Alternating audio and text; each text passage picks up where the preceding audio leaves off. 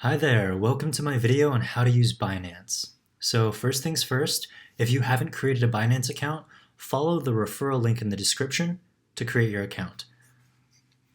So once you sign in, your front page will look something like this. There's usually competitions that are listed right up here, and you can see some of the markets right down here for the Bitcoin markets, for Ethereum markets, so on and so forth. The first thing I want to show you is how to deposit into your Binance account and how to withdraw. So let's say that you are trying to deposit some funds. First go to funds, and you can either go to deposits or just go to balances. I already have it open right over here. Let's say we want to deposit into Bitcoin. You'd go over to deposit. And this is your deposit address. So this is the address you're going to give to someone if they want to send you some Bitcoin. Let's deposit from GDAX, for example. So we'll go over to GDAX, go into the Bitcoin section, withdraw from GDAX to a Bitcoin address. This is where we would put our Bitcoin address. We're withdrawing our funds from GDAX to Binance. So your withdrawals will function in a similar way.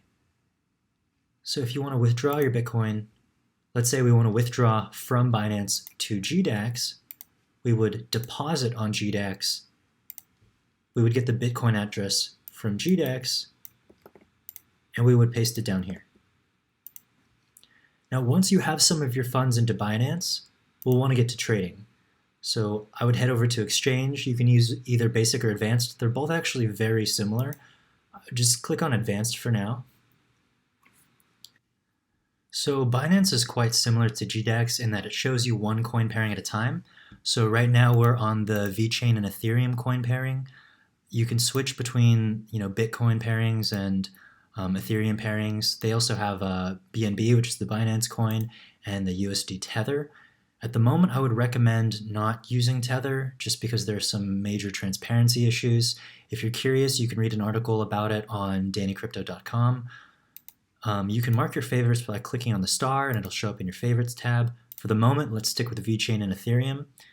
It shows you the last price at the top. So this is one VeChain costs this much Ethereum. This is the increase in VeChain relative to Ethereum. You can see the 24-hour high and low, which is also reflected on the chart here. And it shows you the 24-hour volume.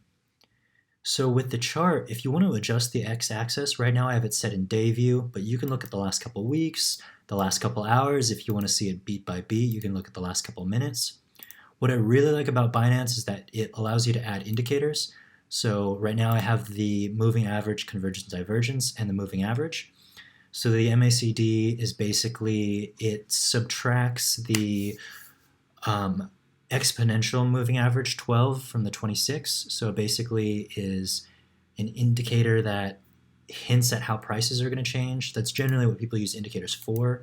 If you're interested in learning about indicators, there's a link in the description to an Investopedia page that talks about a few of the most common ones.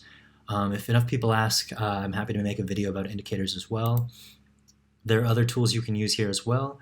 You can switch between candlesticks and depth. So you can see that there's a pretty heavy amount of sell volume here. Looks like people are really selling at this point and this point. In the middle here, this is our order book. So these are the sell orders, these are the buy orders, and this is the cheapest sell order. So this is the lowest price at which you can buy VeChain using Ethereum, and this is the highest priced you can sell it for. So let me move my person. Over here on the right, this is the transaction histories. So you can see the different orders that have gone through over time. This is pretty quick. These are like seconds. Over here, you can purchase and put in orders, but we'll get to that in a second. So on this left side, you can view your open orders. Right now I have hide other pairs. I personally like to do that if I have a lot of open orders at once. Otherwise, you can view all of your orders at the same time.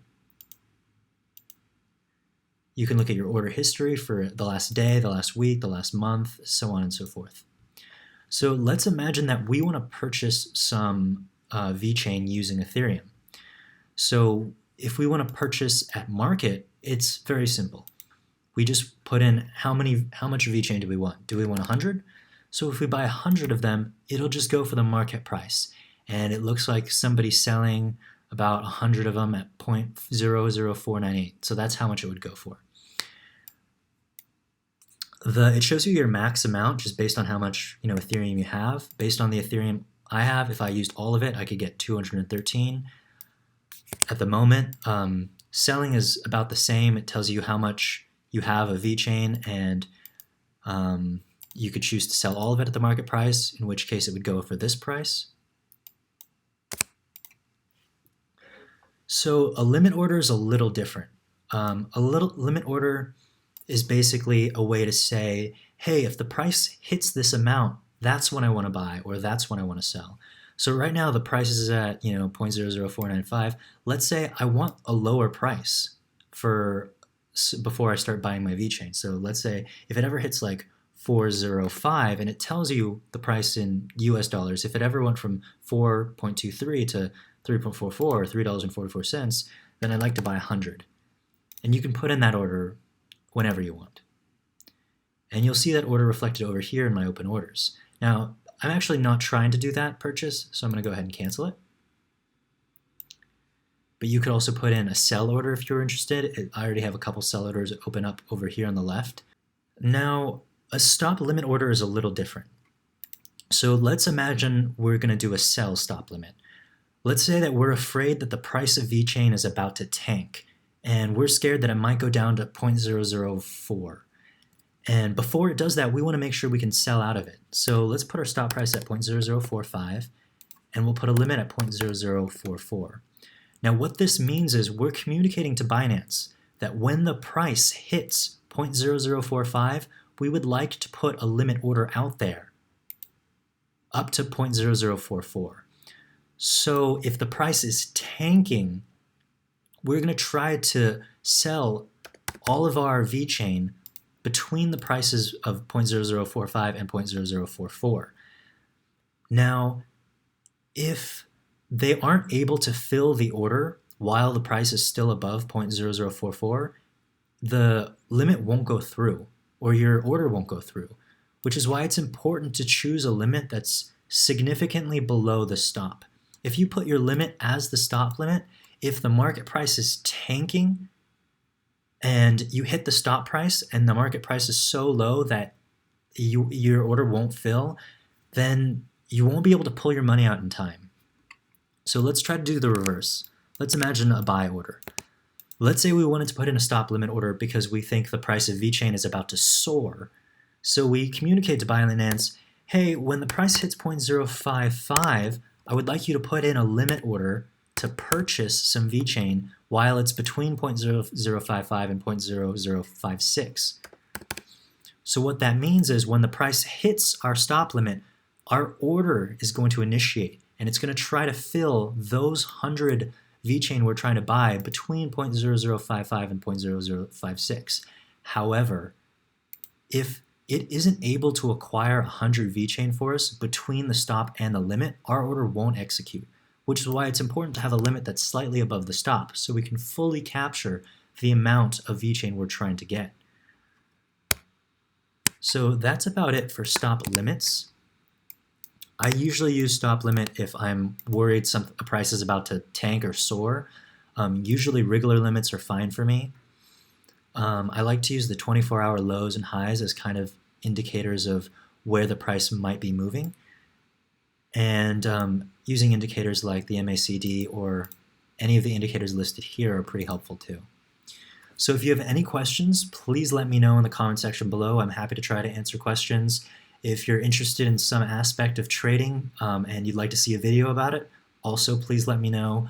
Check out my other how-to videos as well as my website, which has a beginner's guide to cryptocurrency trading at www.dannycrypto.com. Thank you. Have a good rest of your day.